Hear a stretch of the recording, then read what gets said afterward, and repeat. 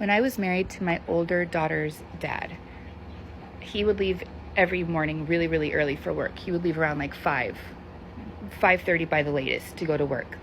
And at the time, we had two really little, I had a baby and then I had a toddler. And I also at the time struggled really bad with insomnia, horrible insomnia. When I think back on it now, I want to cry for myself. It was so brutal. I remember sitting on the edge of the bed, staring out the window, just praying for the sun to come up. I remember it got to the point where I stopped checking the time because it would be so frustrating for me to count the hours left until it would be day. And the only good sleep that I was ever really able to get were between the hours of like 4 and 7. That was like my best sleep time. So I would wait till then, and then I would finally be able to fall asleep. And I've shared this before, but my ex hated me. And so every morning when he would leave, head out the door about 5 a.m., we had these huge, big, heavy wooden double doors. And he would slam the doors shut when he would leave. Slam them as hard as he possibly could. And would wake the baby up. And so I would have to get up, and the baby would cry, and I would cry. And it was this really vicious cycle. And it was like the more I asked him to shut the door quietly, the louder it got. And I didn't know this till many years later that that's a form of abuse. He was denying me sleep because he hated me. And, you know, we just got into summer here. And so I'm finally able to sleep in a little bit.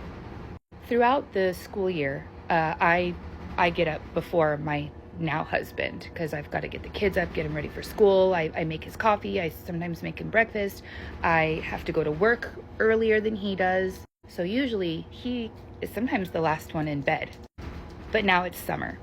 So if I'm not working, I get to sleep in. And so this was kind of the first morning since school has been out that I've been able to sleep in. For the past couple of days, I had to get up really early for work. So anyways, my husband gets up this morning. He is making so much noise.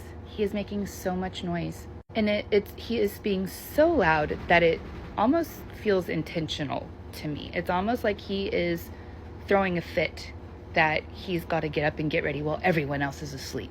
Even though it's been the other way around this entire year, right? He is opening and slamming his chest of drawers over and over again. Opening and slamming the bedroom door. He's coughing, he's snorting, he's farting, the whole 9 yards, right? And I'm thinking to myself, this is cruel. When I get up in the morning and I've got to go to work super early, I am quiet as a mouse. You would not even know that I am moving throughout the house, getting dressed, doing my makeup, doing my hair, making my breakfast, getting my coffee. You would never know. That is how quiet I am. This man sounds like there's a fucking herd of buffalo going through my house. So he makes all of this noise, knowing damn well that I was excited to sleep in. Libby is sleeping. She's right next to me. So he comes to say goodbye, right?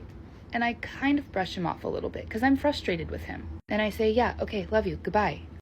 And he did not like that. So what does he do on his way out the front door? Slams it as hard as he can.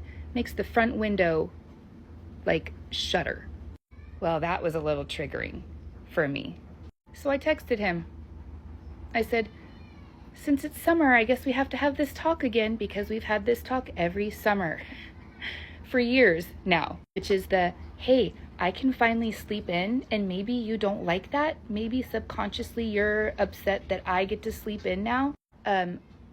But you know how I'm always really quiet in the morning so that you can continue to sleep? Well, I would really appreciate that in return. Actually, I expect it.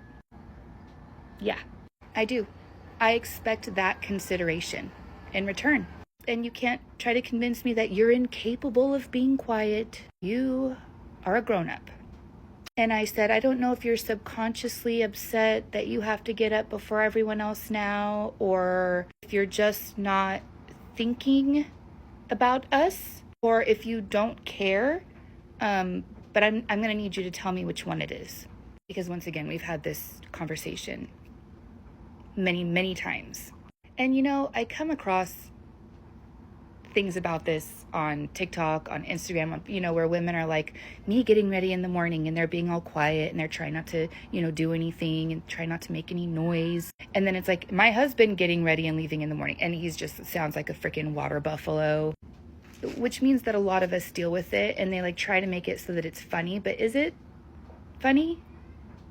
Is it funny? I guess it's one of those things where it's like, I have to laugh so I don't cry. But what is it with men not having the consideration to be quiet so that their wives can sleep?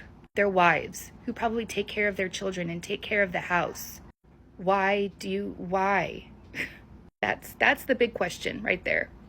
And I understand, like, most men, my husband anyways, can sleep through anything. Even if I did make a ton of noise, it probably wouldn't affect him. He would probably just be able to sleep right through it, you know? So he's probably just, no, he knows. He knows that I have a hard time sleeping, and he knows that once I wake up, it's hard for me to go back to sleep. So that's not even an excuse. It's just, where is